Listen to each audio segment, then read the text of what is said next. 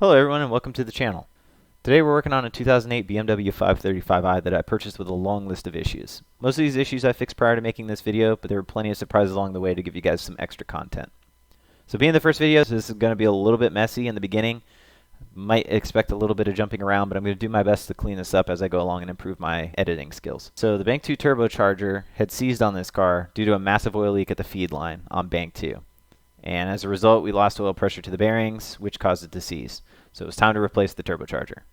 There's a lot of videos out there showing how to replace turbos on E90s, but there were very few on E60s. So my goal was to change this and release a lot more E60 content to hopefully help everybody out. So without further ado, let's go ahead and jump into it. Starting at the front of the car, I removed the cowling, engine cover, as well as the expansion tank and all hoses and connections and vacuum canisters in the area. This gives a lot better access to get down to the side of the engine on the passenger side while doing this job. So we're going to go ahead and remove this. By this I mean the vacuum solenoids. The assembly comes out with 4 small external Torx bolts and gives you much better access to the turbo outlet clamps. I also gave it a good cleaning while I had it out of the car. And that's what it looks like after. Nice and clean. And then we're going to go ahead and get on the turbo outlets that are underneath here. And once I get the turbo out from the bottom, I've already got the downpipes and everything apart. I'm going to try and detail that for you guys because this is a bit of a chore, but it's not impossible to do. As you can see, I've just got it up on jack stands in the garage right now, and I've had more than enough room to get everything out. In order to remove the downpipes, remove the 4 nuts where they connect to the exhaust section. Loosen the nuts connecting the downpipes to the bracket, and remove the V-band clamps where they connect to the turbos. Getting the Bank 1 downpipe clamp off can be very tricky due to the angles involved. Just be patient with it and you'll get it off. Once you do, it'll be easier to install because then you can set the clamp's angle when you bolt it back together to be more accessible. I used a 3/8 inch with an adapter down to a 1/4 inch, ran the 1/4 inch extension with that swivel, and that was able to give me enough room because with the downpipes here, not a lot of room to work with. So there, as you can see, I got the downpipes out of the way. I did not remove this exhaust bracket. This bracket is a pain in the butt. It causes a lot of people a lot of hang-ups. All I do is I loosen the nut right here, stick a pry bar between it and the other pipe, push the first one out, and then I do the second one, much the same. Getting it back in might be a little bit of a challenge, but really it's more of a twist to remove. You kind of twist it, slide it out through this groove right here, get it over that little tang right there, and you should be able to get it out. A big time saver on this job is that you don't have to remove the rear exhaust section to get the downpipes out. You just need to remove all the undershields from the car as well as the belly pan in order to access everything. As you guys can see underneath, the exhaust is still hanging there freely. While you're removing the downpipes, be sure to unhook these 2 O2 sensor connectors that are sitting just in front of the transmission.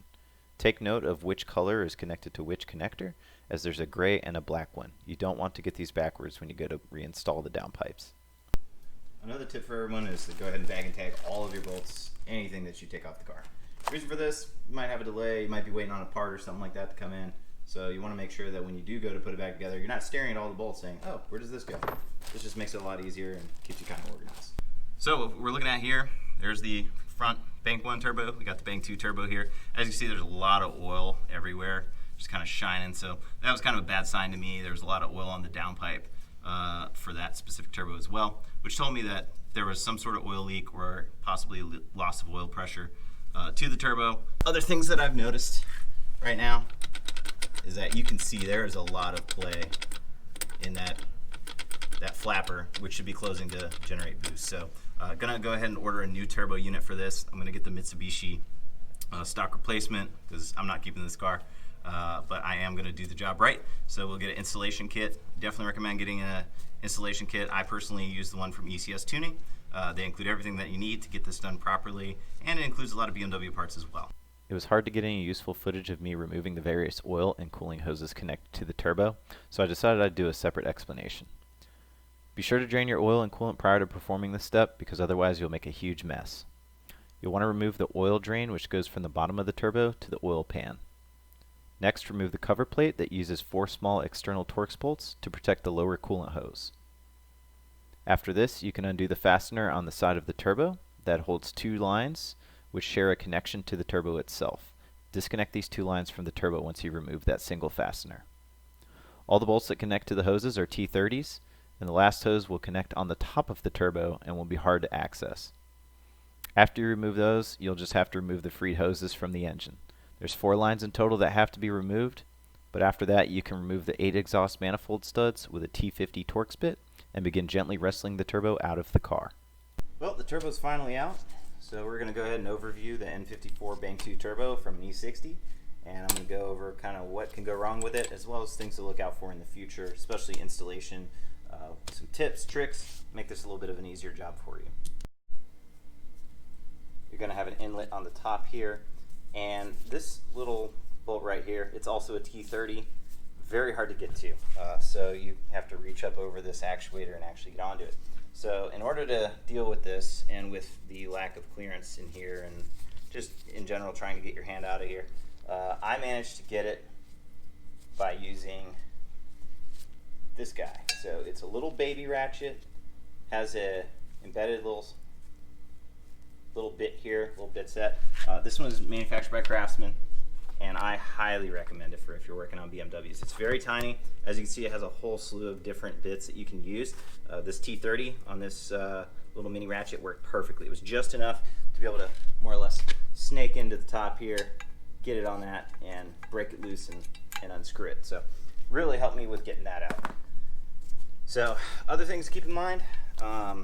So we all know about wastegate rattle. Wastegate rattle is a big problem on these cars. So a lot of people think that it's actually the arm here rattling forward and backwards. It's actually not. It's more of a lateral motion right here, because this bushing inside that goes through the housing is what actually goes bad.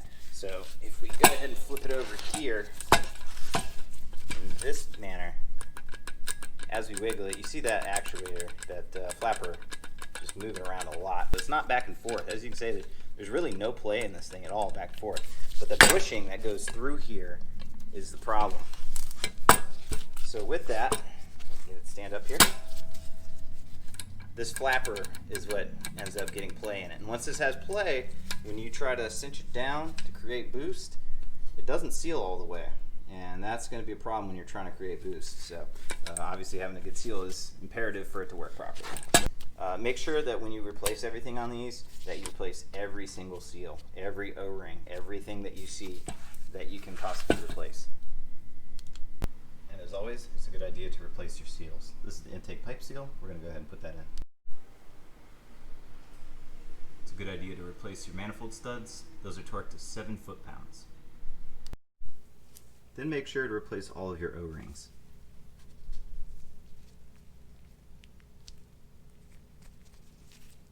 Nice.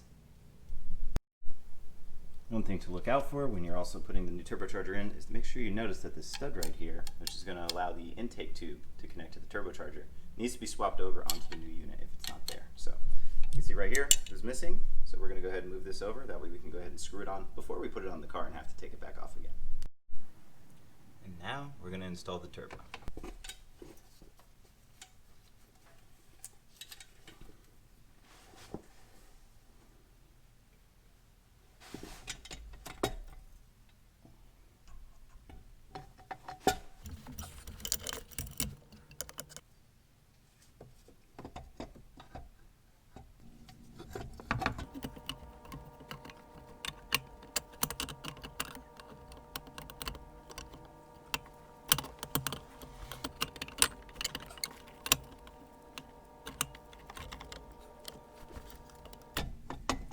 Yes.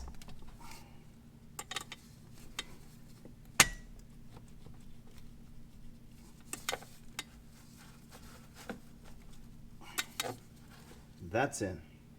Now we're putting in our shiny new exhaust stud bolts. Another tip when getting the turbo in there, once you get the turbo up there and get it on the new studs, go ahead and stick that intercooler tube into the turbo to go ahead and help secure it and hold it up so it doesn't fall out of the car when you get out from under it. The next step is there will be a feed line that goes directly into the turbo from the top. You're going to want to secure that one. I recommend using a very tiny wrench, such as this one here. Well, that'll be something I need to go after now. So when you get underneath the car, you're going to replace the exhaust gaskets, or the downpipe gaskets here, one on either side. It's going to be really hard to get this clamp out right here. This is for the downpipe as well. The V-clamp. So essentially you're going to want a 13mm swivel stud. It goes to a 1/4 inch extension running down here and just over either side of this pipe, and you can connect it to a ratchet down here near the frame. So you'll run it right up here along this heat shield to the stud. It's very close clearance, and you're going to feel like you're going to break the swivel stud, so make sure you have a strong one. Additionally, we went ahead, we attached the pipe on top that connects to the turbo housing, and now we're going to go ahead and connect the side oil tube and the bottom oil drain. Also make sure you're going to replace this gasket here. As you can see, we've got the new studs. They're all torque to spec, which was about 15 foot-pounds of torque. And we're going to go ahead and put the coolant outlet back in as well. The last steps you'll want to do, connecting the intercooler pipe right here, and then of course your air inlet at the back. And make sure when you replace that stud that you do replace the nut that goes onto that stud as well. Back here, we've got that exhaust bracket. A lot of people complain it's in the way. I haven't had any issues with it. I was able to keep it here. To get the downpipes off of it, I used a pry bar just to pry it off. When I put it back in, I'll probably use the same method and just pry back in the reverse direction against the frame here. I know the frame's aluminum, the tool is steel, but I'll more than likely protect the frame with a piece of wood or something. Put just enough force back on it to pop it back into here so I can re-secure these downpipes. So once you get to this part, you've got all these hoses reconnected. Shield goes back in place here. Make sure you torque them down, not too tight. You don't want to strip out these screws in the engine. Just make sure you have this hose connected here. These two connect together using the same fastener. And keep in mind that the shorter fasteners go to the turbo side. The longer fasteners typically go to the block. That'll keep you from bottoming out the screw, possibly stripping out holes or causing problems later. We went ahead and checked the other turbo while we're here. Flapper has very little play in it, so I know the Bank 1 turbo is pretty much okay. Here's the Bank 2, all situated. Make sure that you reclamp down your intercooler pipe here. I went ahead and tightened it in an angle so it's a little bit easier to get out next time, but hopefully there won't be a next time. So once you get all that done, you're going to go ahead and reinstall the downpipe for Bank 2. Make sure you get your clamp on first. Replace both of your downpipe gaskets, so make sure those are nice and fresh because they do compress over time. You want to make sure you ensure a seal so you don't get an exhaust leak when you put it back together. So we'll do Bank 2 first. I reinstalled this heat shield here, lower heat shield. I try to give you guys a better angle, but there's not a lot of room under here, especially with the microphone hanging off the top. Let's see if I can pan over here. So where this bracket is, as you can see, I never removed it. I went ahead and stick the stud back through and bolted it down. So the Bank 2 downpipe is 100% in now, ready to be hooked to the exhaust. I'm getting ready to install the Bank 1 downpipe. We'll get that down through here, and we'll make sure that we give ourselves, let's see if I can pan over here. I can see my hand up here, so somewhere up here, hopefully you guys can see. I'm giving myself a little bit of extra clearance here to be able to get the bolt in to tighten down the Bank 1 downpipe clamp, the V-band clamp up at the top. So other than that, we'll get that in, hopefully hook up the exhaust, and reconnect all the O2 sensors and get everything ready to go to fire the car back up. All right, turbocharger's back in, exhaust is put back up. Now it's time to go ahead and add those fluids back into the car, make sure everything's nice and fresh and ready to roll so that new turbocharger has a great lifespan with no previous metallic flakes from the old oil.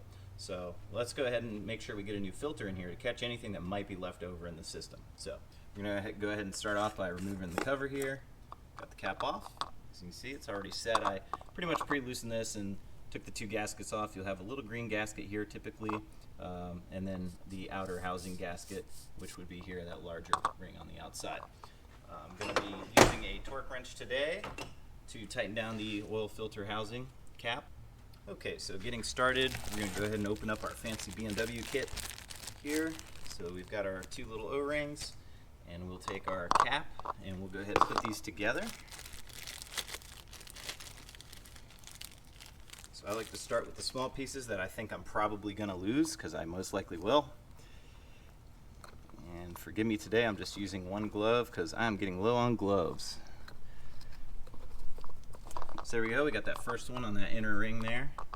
We'll go ahead and put on the seal for the outer portion of the filter cap. There we go. Another important note here, so when you're doing the N54 oil caps, or really any cap on a BMW for that matter, you want to make sure that it goes in this groove up above. It does not go down near the edge here. Actually, when I originally got this vehicle, the previous owner, whoever worked on it, decided it was a great idea to put it on this outer ring. That will not seal properly. This car had plenty of leaks, and it's just going to affect the clearance and distance of this actually screwing on and being torqued properly. It just causes a whole bunch of issues. So make sure that you get it on that inner ring. This is where it's designed to be, just above this area. And if you look here, there's little vertical ridges here. It's kind of almost like an indication, hey, don't put a gasket here because it's going to chew into the gasket and it's going to reduce the effectiveness of the seal. So make sure you go ahead and get that right. So let's go ahead, we'll get our filter on here. Nice fresh BMW filter. It's a man filter. So we'll pop that on here. Good to go. And then we'll go ahead and reinsert the cartridge assembly. Alright, got that started. Go ahead and screw this down as much as we can by hand.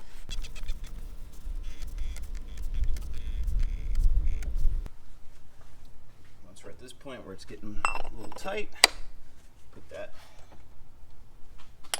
filter socket on there. Go ahead and tighten this down.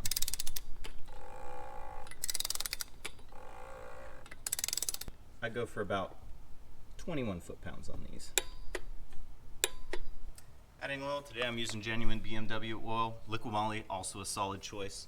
I'm going with 0W30, as that's what I use in this hot climate down here. Flows very well and adds lots of protection. Oh yes.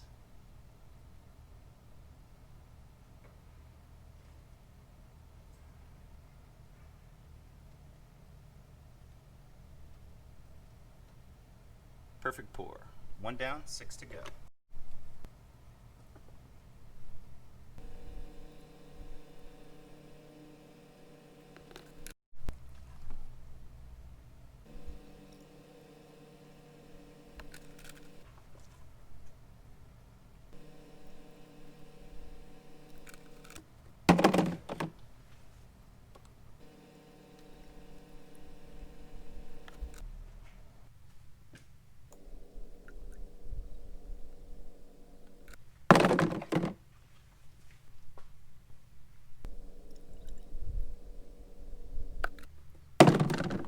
If you've ever made it to the end of filling up your oil without spilling a drop, go ahead and hit that like and subscribe button. Alright, so we filled up the oil to 7 quarts. That extra 0.1 is definitely going to help. It's a BMW. Of course it's going to burn oil, so that extra 0.1 won't make a difference. So it's good to have a little extra oil in there, just so you have something to burn off later. So the oil capacity for the undershield of the car is about 1/4 quart, as you can see on my garage floor. The coolant uses a ratio of 50-50 coolant concentrate to distilled water. So here's my very fancy mixing setup I have here. So what I usually do is I'll go to pretty close to the maximum, so I'll do 4 cups of coolant. Go ahead and add that in.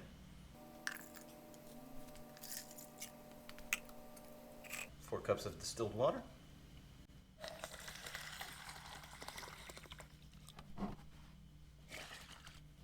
And we have a 50-50 mix of coolant and water.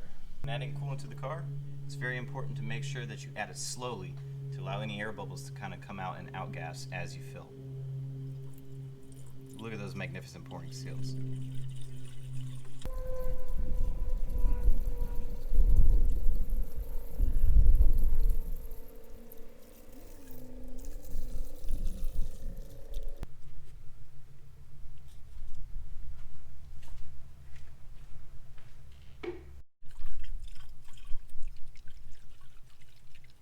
Also keep in mind that as you add coolant, the level that you're going to require is going to vary from vehicle to vehicle. It also varies on how much maintenance you've done. If you remove the entire cooling system and you're changing all the hoses, you're probably going to need more coolant to reach the manufacturer capacity. In this case, I did the turbocharger, pretty much removed everything. I didn't take the water pump out or the thermostat, so there's probably a little bit of coolant left in there, so naturally you'll require a little bit less. Now we needed to initiate the coolant bleeding process. If you see my other video on cooling system maintenance and N54 engine upgrades, you'll see this process outlined in that. And now for the first start after the install.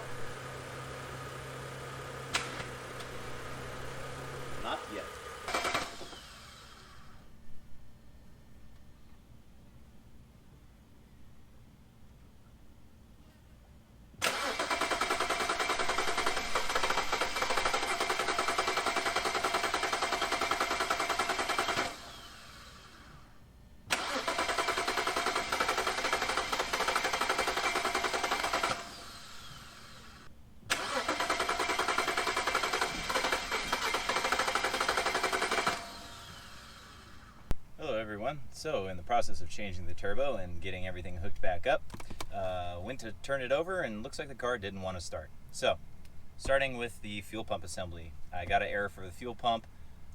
Gonna go ahead and assume that it's the actual fuel pump in this tank, not the actual high pressure pump, because that should have been replaced under warranty already, as with most N54s. So we're gonna go ahead, pop this open. I thankfully have another 535i sitting right next to me that we're gonna go ahead and pull the pump and assembly from and swap over to this one. So let's get started. Tools you're gonna want. This is a tool I purchased off Amazon. It's a OEM Tools, part number 25156. It's basically a fuel tank retainer ring remover. You're gonna want this because these are on here really tight. If you try to use pry bars or screwdrivers or chisels or anything, you're just gonna break off these aluminum teeth. So rather than do that, I got the proper tool for the job. The good news about this one, it can be used for different makes and models. I think it could be used for Range Rovers, cars like that, but most importantly, it can be used for BMW. So it just kind of sits on these rings, goes between the tabs. I'm additionally using my ratcheting breaker bar. This is old trusty here. Works very well for getting these things apart. So let's go ahead and give this a try.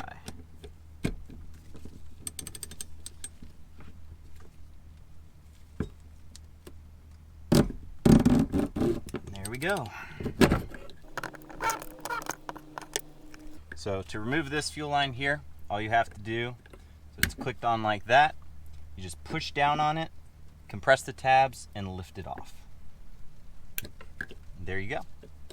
Be careful, fuel will spray a lot of the times. Make sure your battery's unhooked. You don't want your fuel pump to suddenly come alive again. Otherwise your seats will be soaked in gasoline, and nobody wants gasoline soaked leather seats. I know I surely don't. So I got this one loose super easy. Sometimes you might need to put a screwdriver between the locator tab and the little channel that's set out for it. It's what maintains the alignment of the fuel pump assembly and the fuel filter assembly. So we're starting on the filter side here. Ring is now off. So put that to the side there. I like to remove this plastic clip.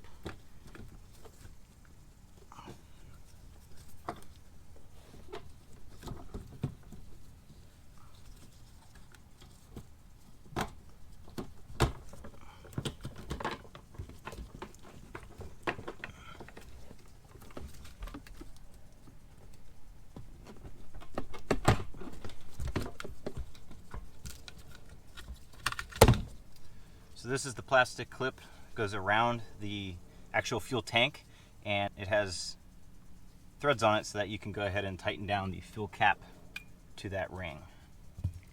So we'll go ahead and remove that so it doesn't get damaged. The next thing, we'll remove the seal. Luckily this car has a lot less gas than my other car, which had a full tank. That was a fun experience. And there you have the seal. This is in good condition. I'm not replacing my seals this go around. Obviously, if your car's older or you've had any sort of issues, or if this is extremely tight, the gasket is probably compressed. So I would opt to go ahead and replace it anyway. But in this case, just to get this car running again, we're not going to worry about that. So you'll go ahead, you'll pull up the entire fuel assembly here. And let's get that out. So you reach in, there's a U-shaped hose, you'll pull that through, and then the fuel assembly is up, and then we'll go ahead and show you. If you look right in here, we're going to go ahead and push this hose over, and then we'll squeeze those tabs and then slide it off. So we'll remove this one first. The hose is off. Then that U-shaped hose, we went ahead, we did the same thing, compressed it, squeezed, and pulled it apart. Now we're going to pull the whole fuel assembly out.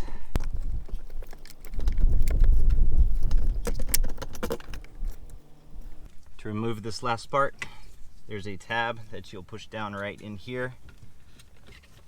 So in this little open area, you'll push down on the tab and simply pull it off. Might not come easy. And judging by the gasoline that's coming out of here, this fuel filter is completely clogged.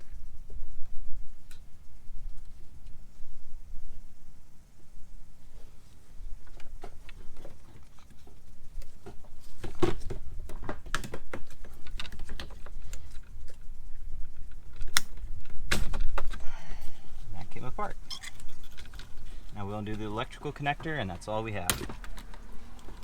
Perfect. Let that sit back in the tank, and you now have your fuel filter assembly out. Next, we're going to want to tie some wire to the fuel lines so that when we pull it back through the tank and get the fuel pump out, we're able to pull the new pump, new lines, all the way through the tank a little easier.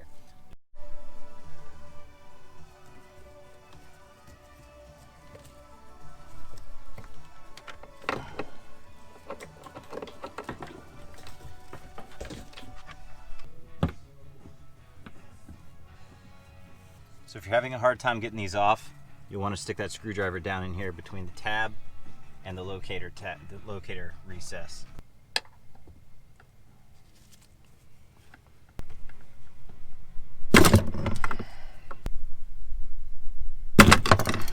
At this point, my camera ran out of space to record, and after enlisting the help of my wife to hold the screwdriver, I was able to get the retaining ring off with quite a bit of force. This just goes to show how crucial it is to have the proper tool for this job. The removal of the fuel pump is much the same process as the fuel filter. Just disconnect the electrical connection to the pump and be cautious as there's another fuel float on that side.